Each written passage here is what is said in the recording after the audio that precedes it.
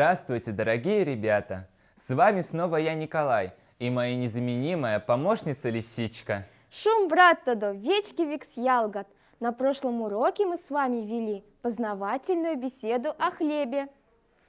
На сегодняшнем занятии мы познакомим вас с новой, замечательной и нужной темой.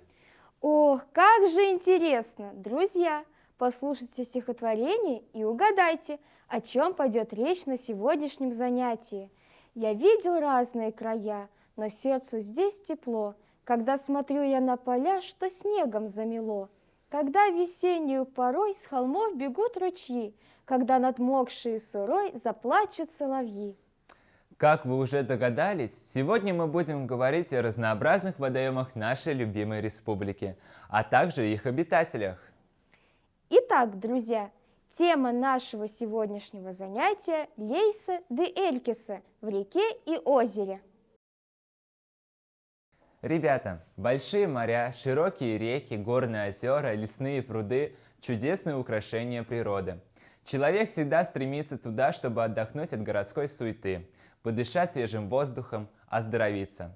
Берег реки или озера манит своей красотой и спокойствием. Ребята, а знаете ли вы, какие реки протекают по республике Мордовия? Николай, напомним ребятам о них.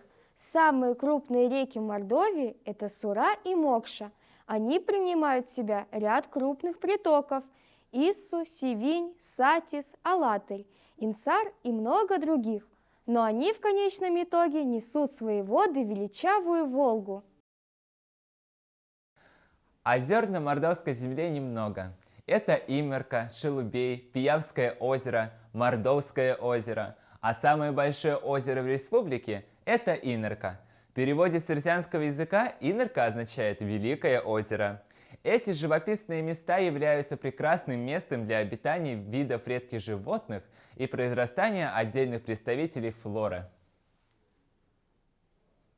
Ребята, ну а теперь подошло время познакомить вас с названиями водоемов и их частей на эрзянском языке. Лей – река, Эльке – озеро, Селт – пруд, Лейчире – берег реки. Все маленькие речки впадают в моря, по-эрзянски и Неведь. Реки и озера – это еще и среда обитания различных животных, рыб, растений и насекомых. Назовем в своем месте представителей рыб, которые обитают в мордовских реках и озерах.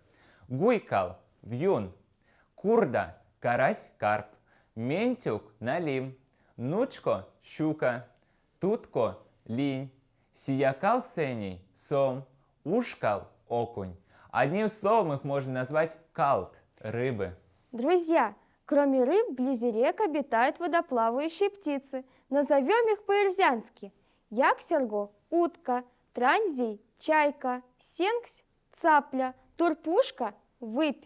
Ребята, теперь попробуем связать наши новые слова, названия обитателей водоема со словами-признаками. Лисичка, поможешь нам? Конечно, друзья, повторяйте за мной. Сырнень курда – золотой карп, мазы яксерго – красивая утка, усовсений – усатый сом, покш ушгал – крупный окунь, а шураужу транзий – черно-белая чайка. Молодцы, дорогие ребята! А сейчас для закрепления изученного материала отгадайте загадки, которые приготовила вам Лисичка. Друзья, будьте внимательны. В каждой загадке спрятана подсказка. Ведень подсо эри ламсон зо ярмак тифтёрдыть. Ребята, Лисичка загадала нам такую рыбу, у которой чешуя похожа на золотые монетки. Догадались? Конечно же, это карп, по-эрзянски курда. Молодцы, все правильно. Послушайте другую мою загадку. Нерезы кувака калткунси ульмавтома. Без сетей и удочек ловит рыб. Конечно же, это цапля, по-эрзянски сенксь. Молодцы! И, наконец, последняя моя загадка. Тундалажны дычады кизна сетьмисте чуди, сёксня морон зопряды, теня и алууды. Весной шумит и из берегов выходит, летом тихо течет, осенью песни завершает, зимой подо льдом спит. Лисичка, мы с ребятами догадались, это речка, Лей по-эрзянски. Молодцы! Итак, ребята, наш урок подходит к концу. Мы очень надеемся, что он вам понравился, и вы будете ждать нашей следующей встречи. Ребята, а мне напоследок хотелось бы прочитать вам стихотворение. Давайте вместе землю украшать, сажать сады, цветы сажать повсюду. Давайте вместе землю уважать и относиться с нежностью, как к чуду. Мы забываем, что она у нас одна, неповторимая, ранимая, живая, прекрасная, хоть лето, хоть зима. Она у нас одна такая.